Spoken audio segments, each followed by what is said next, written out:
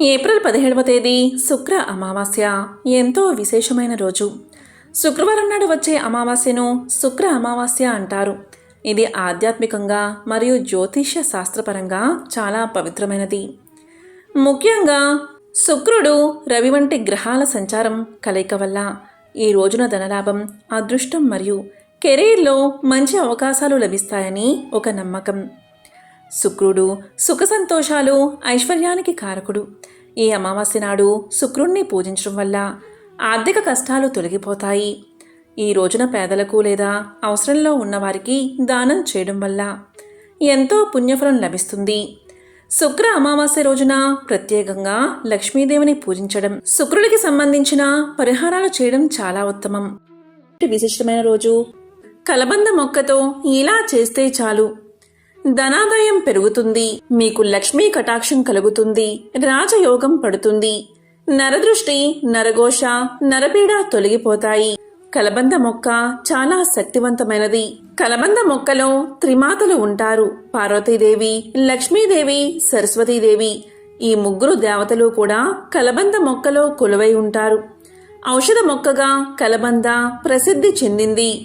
ఎక్కువగా చర్మ సంబంధిత ఉత్పత్తుల్లో, ఇతర ఉత్పత్తుల్లో కలబంద మొక్కను విరివిడిగా వాడుతూ ఉంటారు. కలబంద మొక్కను ఇంట్లో పెంచుకోవడం వల్ల ప్రతికూల శక్తులన్నీ తొలగిపోతాయి, సానుకూల శక్తులు మీ ఇంట్లోకి ప్రవేశిస్తాయి.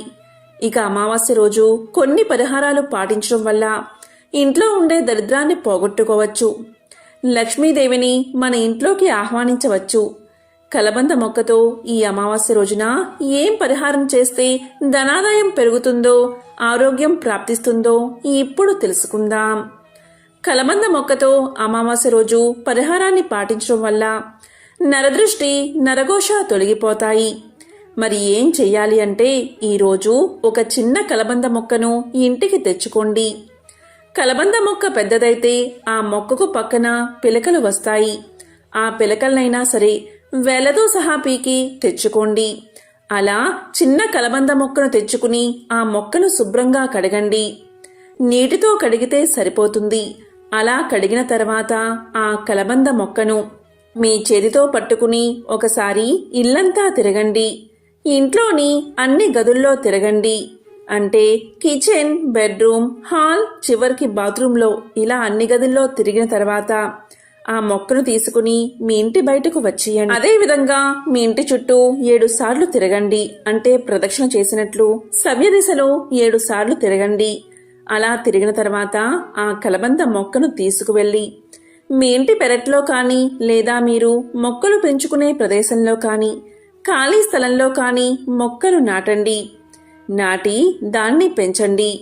కలబంద మొక్క నాటడానికి ప్రదేశం లేదు అనుకునేవారు ఒక చిన్న కుండీలో కానీ, డబ్బాలో కానీ ఈ కలబంద మొక్కను నాటండి.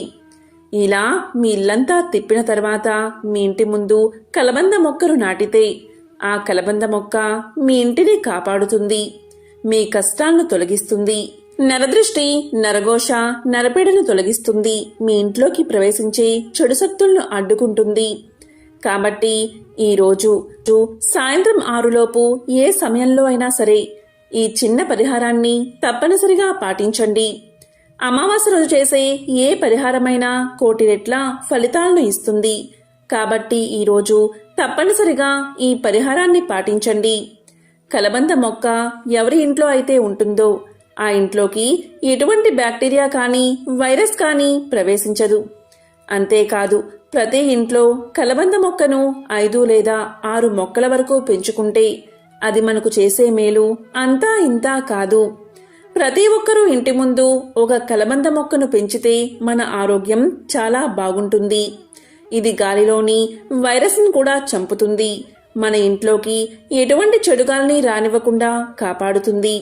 అంతేకాదు, కలబంద చెట్టును ఇంట్లో పెంచుకుంటే ఆరోగ్యపరంగానే కాదు, అదృష్టపరంగా కూడా ఎంతో మేలు చేస్తుందని ఆధ్యాత్మికవేత్తలు చెబుతున్నారు. కలబందను ఇంట్లో పెంచుకుంటే సిరుల వర్షం కురుస్తుంది. అందుకే మన పూర్వీకులు కలబంద మొక్కను ఇంట్లో పెంచుకునేవారు. ఇది ఒక ఆచారంగా కూడా ఉంది. ఇది మన ఇంటిని నరదృష్టి నుంచి కాపాడుతుంది. ఎవరింట్లో అయితే కలబంద చెట్టు ఉంటుందో ఆ ఇంట్లో వాస్తు దోషాల వల్ల కలిగే బాధలు ఉండవు. ఆ ఇంట్లో లక్ష్మీ కటాక్షం తప్పనిసరిగా ఉంటుంది. ఏ ఇంట్లో అయితే కలబంద మొక్క ఉంటుందో ఆ ఇంట్లో 33 కోట్ల దేవతలు ఉన్నట్లే లెక్క. ఇలా అని శాస్త్రాలే చెబుతున్నాయి. ఎందుకంటే ఇది సకల దేవతల అనుగ్రహాన్ని మీకు కలిగిస్తుంది. కలబంద మొక్క వేర్లలో రాహు, కేతు, శనిశక్తి ఇమిడి ఉంటుంది. కలబంద పైభాగంలో బుధ, శుక్రులు నివసిస్తారు. ఈ పంచగ్రహాల కలయిక వల్ల మంచి ఫలితాలను కలబంద మనకి అందిస్తుంది. అందుకే కలబంద మొక్కను ఇంటికి కట్టుకుంటారు. ఇలా కట్టుకుంటే దైవిక శక్తులు ఎల్లవేళలా ఆ ఇంటిని కాపాడతాయని ఒక నమ్మకం. ఈ రోజు అంటే అమావాస్య రోజు కలబంద మొక్కను ఒకటి తీసి దాన్ని ఇంటికి కట్టుకోండి. ఇలా చేస్తే చాలు, నరదృష్టి తొలగిపోతుంది. నరుడు దృష్టికి నల్లరాయి కూడా పగులుతుందని ఒక సామెత ఉంది. అలాంటి నరదృష్టి ప్రతి ఇంటికి ఉంటుంది. కాబట్టి మీరు ఈ రోజు అంటే అమావాస్య రోజు ఒక కలబంద మొక్కను మీ ఇంటికి గుమ్మానికి కట్టండి. ఇలా చేస్తే ఆర్థిక సమస్యలు తొలగిపోతాయి. సాధారణంగా నరదృష్టి తొలగడానికి గుమ్మడికాయ లేదా పటికను అందరూ కడతారు. కానీ ఆ రెండి కంటే అద్భుత ఫలితాలను కలబంద మొక్క ఇస్తుంది. ఈ కలబంద మొక్క మొదలు వచ్చి బుధ, శుక్రుడి కలయిక, వేర్లు శని, రాహు, కేతువుల కలయిక కాబట్టి ఈ 5 గ్రహాల కలయికతో ఇది శక్తివంతంగా పనిచేస్తుంది. ఎలా కట్టుకోవాలి అంటే అమావాస్య రోజు కలబంద మొక్కను సేకరించి మన ఇష్ట దైవం ముందు పెట్టి పసుపు కుంకుమలతో అలంకరణ చేసి అదే రోజు అంటే అమావాస్య రోజు సాయంత్రం పూట సింహద్వారానికి తలకిందులుగా వేలాడదీయండి. అంటే కలబంద మొక్క వేర్లు పైకి ఉండాలి. రాత్రి సమయంలో కడితే అంటే అమావాస్య గడిల్లో రాత్రి సమయంలో కడితే ఇంకా మంచిది. ఇక్కడ చాలా మందికి వచ్చే సందేహం ఏంటి అంటే కలబంద మొక్కను ఏ దిక్కున పెంచాలి అని, అంటే ఏ దిక్కున పెట్టాలి, ఏ దిశలో పెట్టకూడదు అని. కలబంద మొక్క ఇంట్లో పెంచితే ఇంటికి శ్రేయస్సు కలుగుతుంది. ప్రతికూల శక్తులు ఇంట్లోకి ప్రవేశించకుండా సానుకూల శక్తి ప్రవాహాన్ని కలబంద పెంచుతుంది. కలబంద మొక్కను ఇంట్లో పెట్టుకోవడం అదృష్టం. మరి ఆ కలబంద మొక్కను ఏ దిశలో పెట్టాలో ఇప్పుడు తెలుసుకుందాం. వాస్తు శాస్త్ర ప్రకారం ఇంట్లో కలబంద మొక్కను నాటడం చాలా శుభప్రదం. కలబంద మొక్క కష్టతరమైన జీవితాన్ని మెరుగుపరచడం మాత్రమే కాకుండా ప్రతి పనిలోనూ విజయాన్ని తీసుకువస్తుంది. కలబంద మొక్క నాటిన చోట ప్రేమ, శ్రేయస్సు, సంపద, ప్రతిష్ట పెరుగుతాయి. ఈ మొక్కను ఇంట్లో నాటడానికి సరైన దిశను జాగ్రత్తగా చూసుకోవాలి. కలబంద మొక్కను ఇంటికి తూర్పు వైపున నాటడం మంచిది. అలాగే ఇంటికి ఆగ్నేయ భాగంలో కూడా నాటవచ్చు. మీకు ఉద్యోగంలో పురోగతి కావాలి అంటే కలబంద మొక్కను ఇంటికి పడమర వైపున నాటాలి. కలబంద మొక్కను పొరపాటున కూడా ఇంటికి వాయువ్య దిశలో నాటకూడదని గుర్తించుకోవాలి. వాస్తు ప్రకారం ఈ మొక్కను ఇంట్లో వాయువ్య దిశలో నాటడం వల్ల అనేక ఇబ్బందులు వస్తాయి. ప్రతికూల పరిస్థితులు ఎదుర్కోవాల్సి వస్తుంది. వాస్తవంగా వాస్తు ప్రకారం కలబంద మొక్క పెడితే అనేక సమస్యలు తొలగిపోతాయి. కలబంద మొక్కను ఇంట్లో నాటడం వల్ల ఇంట్లో పాజిటివ్ ఎనర్జీ పెరుగుతుంది. ఇంట్లో ఉన్న నెగటివ్ ఎనర్జీ తొలగిపోతుంది. కుటుంబంలో సంతోషం వెల్లి విరుస్తుంది. ఇంటికి ఆగ్నేయ దిశలో కలబంద మొక్కను పెంచడం వల్ల డబ్బు, ప్రమోషన్లు లభిస్తాయి. ఇంటి బాల్కనీలో, గార్డెన్లో కలబంద మొక్కను పెట్టుకుంటే ప్రతికూల శక్తులు లోపలికి ప్రవేశించకుండా ఉంటాయి. కాబట్టి కలబంద మొక్కను పెట్టుకునే విషయంలో ఖచ్చితంగా వాస్తు నియమాలను ఏ దిశలో పెట్టాలి అనే విషయాలను మనం గుర్తించుకోవాలి. కలబంద మొక్కను ఆయుర్వేదంలో అమృత వృక్షము అని పిలుస్తారు. ఎందుకంటే ఇందులోని సర్వాంగాలు మానవుడి ఆరోగ్యానికి ఎంతగానో సహాయపడతాయి. కలబంద మొక్కను ఇంట్లో పెంచుకోవడం వల్ల వైరస్ వల్ల కలిగే వ్యాధులు మీ దరి చేరవు. ఏం చెయ్యాలి అంటే ఒక కలబంద మొక్కను కత్తిరించి మధ్యలోకి కోసి శుభ్రంగా కడగండి. దాంట్లో ఉన్న గుజ్జును తీసి దీన్ని పరగడుపున సేవిస్తే చాలు. ఇది శరీరంలోని యాంటీబాడీస్ పెరిగేలా చేసి శరీర రక్షణ వ్యవస్థను దృఢపరుస్తుంది. ఇమ్యూనిటీ పవర్ని పెంచుతుంది. ఎలాంటి రోగాలు మీ దరి చేరకుండా కాపాడుతుంది. అంతటి శక్తి కలబంద మొక్కకు ఉంది. కలబంద మొక్క గాలిని పీల్చి 6 నెలలు బతుకుతుంది. ఇది దేవుడు మనకిచ్చిన వరం లాంటిది. ఇంట్లో సమస్యలు ఉన్నా, ఉద్యోగం రాకుండా ఉన్నా, భార్యాభర్తల మధ్య తగాదాలు ఉన్నా, లేదా ఇంట్లో కుటుంబ కలహాలు ఉండి మానసిక ప్రశాంతత కొరవైనా, ఇలా అనేక సమస్యలకు కలబంద మొక్క చక్కని పరిష్కారం. కాబట్టి కలబంద మొక్కను ఇంట్లో పెంచుకోండి. మీ ఇంట్లో స్థలం లేకపోతే కనీసం కుండీలో అయినా కలబంద మొక్కను పెంచండి. ముఖ్యంగా పిల్లలు ఉంటే అలాంటి వారు కలబంద మొక్కను తప్పనిసరిగా పెంచాలి. ఎందుకంటే బయట విషవాయువుల వల్ల పిల్లలు, పెద్దలు తరచూ అనారోగ్యానికి గురవుతారు. అలాంటి విషగాలులను మన ఇంట్లోకి రాకుండా స్వచ్ఛమైన గాలిని మనకు అందిస్తుంది కలబంద. ఎవరి ఇంట్లో అయితే కలబంద ఉంటుందో అటువంటి వారి ఇంట్లో వ్యాధులు రావు. ఈ రహస్యం తెలుసుకుని పాటించి చూడండి. ఈ రోజుల్లో చాలామంది ఎదుర్కొనే సమస్య మోకాళ్ల నొప్పులు. దీన్ని తగ్గించే శక్తి కలబందకు ఉంది. కలబంద ముక్కను కొద్దిగా కట్ చేసి శుభ్రంగా కడిగి 5 లేదా 6 స్పూన్ల గుజ్జును గ్లాసు నీటిలో వేసుకుని పరగడుపున తాగుతూ ఉంటే మోకాల్లో అరిగిపోయిన గుజ్జును తిరిగి రప్పించి మోకాల నొప్పులను క్రమంగా తగ్గిస్తుంది. అంతటి శక్తి ఈ కలబంద మొక్కకు ఉంది. అధిక బరువు ఉన్నవారు ఇలా తాగితే నాజూగ్గా తయారవుతారు. ఈ విధంగా నిత్యము తాగితే యవ్వనం వస్తుంది. మీ శరీర కాంతిని పెంచే శక్తి ఈ మొక్కకు ఉందని, ఈ రహస్యాన్ని ఆయుర్వేద మహర్షులు తమ గ్రంథాల్లో వివరించడం జరిగింది. కొన్ని వేల సంవత్సరాల క్రితం నిత్య యవ్వనానికి కలబందను వాడినట్లు చరిత్ర ద్వారా తెలుస్తుంది. అంతేకాదు, మహారాణి క్లియోపాత్ర తన చర్మాన్ని మృదువుగా అందంగా ఉంచుకునేందుకు ఆ కాలంలో కలబందను వాడినట్లు చరిత్ర ద్వారా మనకు తెలుస్తుంది. ఆయుర్వేదంలో దీనికి బ్రహ్మరథాన్నే పట్టారు. మనకు ఏదైనా గాయమైతే కలబంద గుజ్జును గాయంపై పూస్తే గాయం త్వరగా మానేలా చేస్తుంది కలబంద. 5 స్పూన్ల కలబందను గ్లాసు నీటిలో కలిపి పరగడుపున తాగితే దీర్ఘకాలంగా వేధిస్తున్న మలబద్ధక సమస్య మటుమాయమవుతుంది. మొలలపై కలబంద గుజ్జును రాస్తే మొలలు తగ్గిపోతాయి. కళ్ళ కలకగా అయినప్పుడు కలబందను కళ్ళు మూసుకుని కళ్ళపై పెట్టుకుంటే కళ్ళ కలకలు తగ్గుతాయి. శరీరంలో వేడి తగ్గడానికి కలబంద గుజ్జు బాగా ఉపయోగపడుతుంది. 5 స్పూన్ల కలబంద గుజ్జును నీటిలో వేసుకుని గ్లాసు నీటిలో వేసుకుని తాగితే ఎంతటి వేడైనా క్షణాల్లో తొలగిపోతుంది. పంటి నొప్పి వంటి సమస్య ఉంటే కలబందను వాడితే ఆ సమస్య తగ్గిపోతుంది. కలబంద గుజ్జును 3 రోజులకొకసారి తలకు మర్దనాగా పట్టించి 2 గంటల తర్వాత తలస్నానం చేస్తే నరాలకు శక్తి వస్తుంది, తలనొప్పి తగ్గుతుంది, కంటిచూపు మెరుగుపడుతుంది.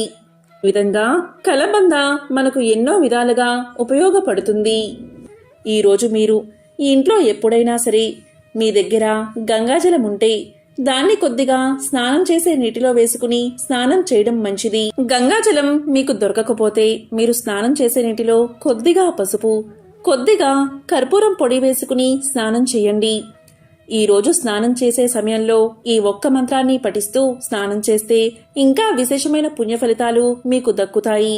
ఆ మంత్రం ఏంటి అంటే, గంగే యమునే చైవ గోదావరి సరస్వతి నర్మదే సింధు కావేరి జలేస్మిన్ సన్నిధం కురు. ఈ మంత్రాన్ని పఠిస్తూ స్నానాన్ని ఆచరిస్తే మన భారతదేశంలో ఉన్నటువంటి ప్రతి నదిలో మీరు స్నానాన్ని ఆచరించిన పుణ్యం మీకు దక్కుతుంది. కాబట్టి ఈ మంత్రాన్ని తప్పకుండా పఠించండి.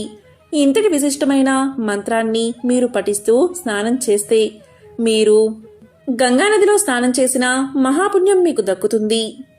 ఈరోజు అంటే ఈ అమావాస్య రోజు పితృదేవతలను జ్ఞాపకం తెచ్చుకుని గుర్తు చేసుకుని వారి యొక్క గౌరవార్థం, జ్ఞాపకార్థం వారి పేరు మీద దాన ధర్మాలు చేయడం ఎంతో ఉత్తమం. మరి ఈ మంత్రం చదవడం రానివారు ఏం చెయ్యాలి అంటే, ఒక చెంబుడు నీటిని చేతిలోకి తీసుకుని గంగా గంగా గంగా అని 3 సార్లు స్మరించి ఆ నీటిని తలపైన పోసుకుని స్నానం చేస్తే చాలు. ఆ గంగానదిలో స్నానం చేసిన పుణ్యఫలం మీకు దక్కుతుంది. పూజలో శివపూజ ఎంత పవిత్రమైనదో అలాగే నదుల్లో గంగానది అంత పవిత్రమైనదని పురాణాలు చెబుతున్నాయి. అది ఎలా అంటే, గంగాజలం విష్ణు పాదాల నుంచి పుట్టి శివుడి శిరస్సు నుంచి ప్రవహిస్తుంది. అందువల్లే గంగాజలం సర్వ పాపాలను పటాపంచలు చేస్తుంది. గంగాజలంతో స్నానం చేస్తే మహాపాపాలు సైతం హరించుకుపోతాయి. కాబట్టి గంగాజలానికి అంతటి ప్రాముఖ్యత ఉంది. మీకు గంగాజలం అందుబాటులో లేకపోతే ఏ నదిలో కానీ, సెలయేటిలో కానీ, చెరువులో కానీ లేదా ఇంట్లో అయినా స్నానం చేసే సమయంలో గంగాదేవిని 3 సార్లు స్మరించుకుని శిరస్సు మీద నీళ్లు చల్లుకుంటే అది గంగాజలంతో సమానమవుతుంది. గంగాజలంతో సాటి ఈ ప్రపంచంలో మరొకటి లేదు. కాబట్టి మీరు ఈ చైత్ర అమావాస్య రోజు మీ ఇంట్లో స్నానం చేసే సమయంలో ఒక చెంబుడు నీటిని చేత్తో పట్టుకుని గంగా గంగా గంగా అని 3 సార్లు అనుకుని మొదట ఒక చెంబుడు నీటిని తల మీద పోసుకుంటే మీ సకల పాపాలు పటాపంచలు అవుతాయి. అన్ని పుణ్యనదుల్లో స్నానమాచరించిన మహాపుణ్యం మీకు దక్కుతుంది. చైత్ర అమావాస్య ఎప్పుడు మొదలైందో ఇప్పుడు తెలుసుకుందాం. దృగ్గణిత సిద్ధాంతం ప్రకారం ఏప్రిల్ 8వ తేదీ అమావాస్య తిథి ఎప్పుడు మొదలైంది అంటే ఏప్రిల్ 8న ఉదయం 3:21 మొదలై ఏప్రిల్ 8వ తేదీ రాత్రి 11:50 ముగుస్తుంది. ఏప్రిల్ 8వ తేదీనే చైత్ర అమావాస్యగా చేసుకోవాలి. చైత్ర అమావాస్యకు ఎన్నో అతీంద్రియ శక్తులు ఉంటాయి. కాబట్టి ఇటువంటి అద్భుతమైన రోజు ఇలాంటి పనులు చేస్తే దరిద్రం చుట్టుకుంటుంది. ఈ రోజు పొరపాటున కూడా అమావాస్య రోజు చేయకూడని పనులు ఏంటో ఇప్పుడు తెలుసుకుందాం. చైత్ర అమావాస్య రోజు కొన్ని పనులు ఖచ్చితంగా చేయాలి. అలాగే కొన్ని పనులు ఖచ్చితంగా చేయకూడదు. అమావాస్య రోజు సూర్యోదయానికి పూర్వమే నిద్రలేచి తలస్నానం చెయ్యాలి. తలస్నానం వేరు, తలంటుకుని స్నానం వేరు.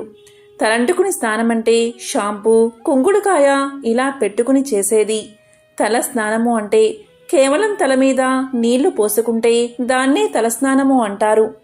అమావాస్య రోజు ఎవరూ కూడా తలంటు స్నానం చేయకూడదు. తలస్నానం మాత్రమే చేయాలి.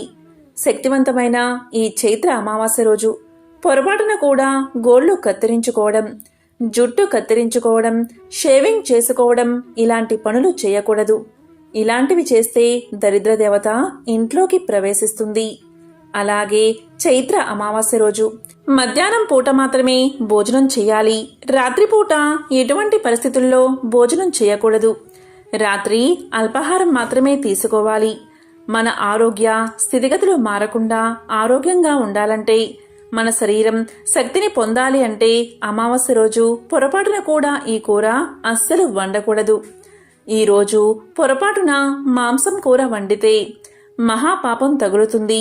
అమావాస్య రోజు వ్యతిరేక శక్తులు మన శరీరంపై కొన్ని ప్రభావాలు కలిగిస్తాయి. రోగాలు చుట్టుముడతాయి అని మన శాస్త్రాలు చెబుతున్నాయి. కాబట్టి పొరపాటున కూడా మీరు చైత్ర అమావాస్య రోజు మాంసం కూర, మద్యం, పొగ తాగడానికి దూరంగా ఉండాలి. అలాగే అమావాస్య రోజు మధ్యాహ్నం నిద్ర పోకూడదు. అమావాస్య రోజు మధ్యాహ్నం నిద్రపోయినా కూడా దరిద్రదేవత ఇంట్లోకి ప్రవేశిస్తుంది. అలాగే అమావాస్య రోజు ఉదయం 5 నుంచి 6 మధ్యలో నిద్రపోకూడదు. అలాగే సాయంత్రం 5 నుంచి 6 గంటల మధ్యలో కూడా నిద్రపోకూడదు. ఈ 2 సమయాల్లో నిద్రపోయినా కూడా దరిద్ర దేవత ఇంట్లోకి ప్రవేశిస్తుంది. అలాగే అమావాస్య రోజు మధ్యాహ్నం పేదలకు అన్నదానం చేస్తే చాలా మంచిది. అలాగే అమావాస్య రోజు స్నానం చేశాక పితృదేవతలకు తర్పణాలు ఇస్తే కూడా చాలా మంచిది. ఇలా చేస్తే పితృదోషాలు తొలగి సంతానం అభివృద్ధిలోకి వస్తుంది. ఇంట్లోని సకల సమస్యలు తొలగి సకల శుభాలు కలుగుతాయి. అదేవిధంగా అమావాస్య రోజు రాత్రి భార్యాభర్తలు బ్రహ్మచర్యాన్ని పాటించాలి.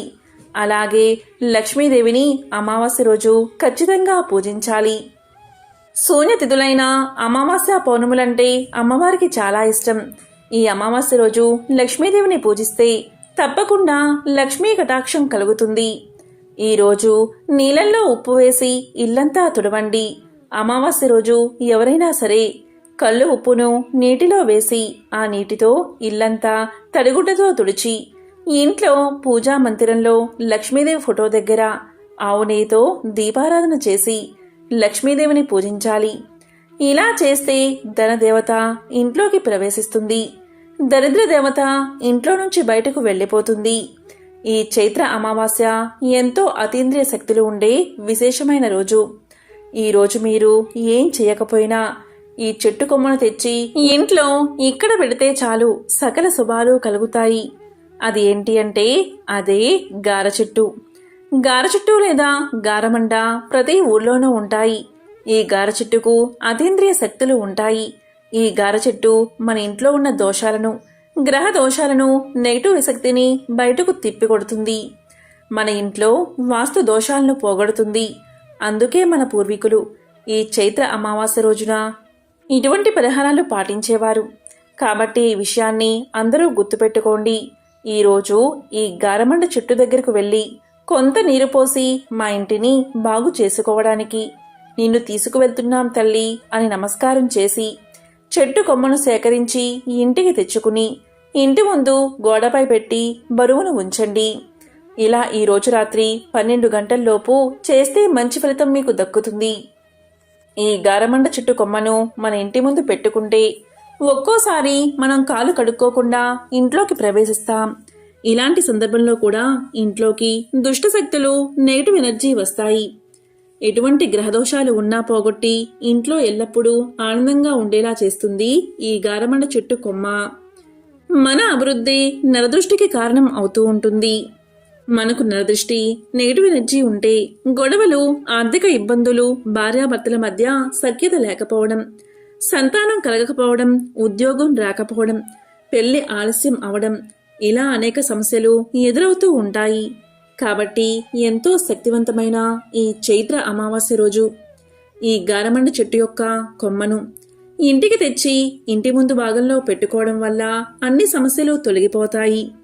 కాబట్టి చైత్ర అమావాస్య ఎంతో శక్తివంతమైన రోజు కాబట్టి ఈ అతీంద్రియ శక్తులు ఉండే ఈ రోజు ఈ గారమండ చెట్టు కొమ్మను తెచ్చి ఇంటి ముందు గోడపై పెట్టి దానిపై బరువును ఉంచండి. ఇలా చేస్తే మీ ఇంటికి దిష్టిదోషం తగలకుండా ఆ గారమండ చెట్టు కొమ్మ తిప్పి కొడుతుంది. అన్ని సమస్యలు తొలగిపోతాయి. కాబట్టి ఎంతో శక్తివంతమైన ఈ చైత్ర అమావాస్య రోజు ఇటువంటి విధి విధానాలు పాటించి ఆ లక్ష్మీనారాయణల, శివపార్వతుల సంపూర్ణ అనుగ్రహాన్ని పొందండి. ఓం నమః శివాయ. ఓం నమో నారాయణాయ.